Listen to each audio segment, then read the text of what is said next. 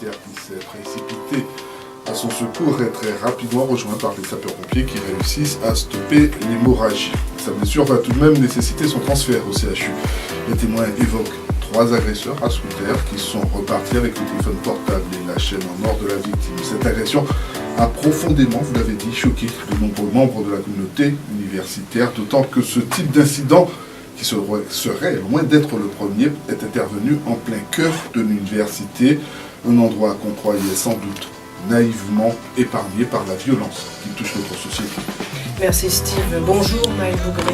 Merci d'avoir accepté notre invitation, l'invitation de Guadeloupe Première. Alors vous êtes la présidente de l'association des étudiants de Fouilleul.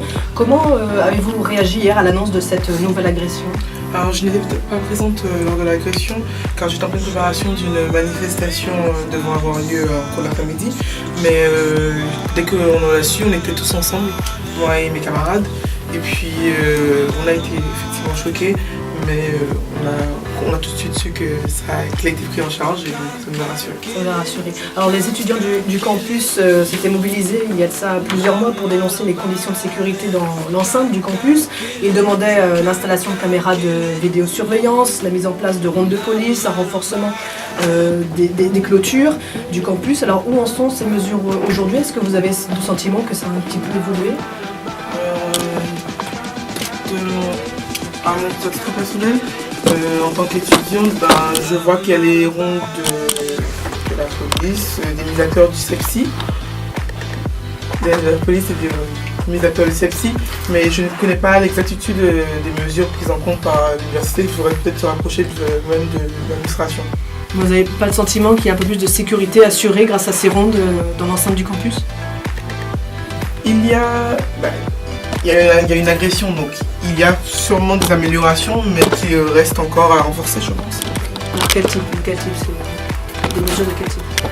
Il faudrait peut-être mettre en que les promesses qu'ils ont données lors des dernières manifestations soient plus soutenues, je pense.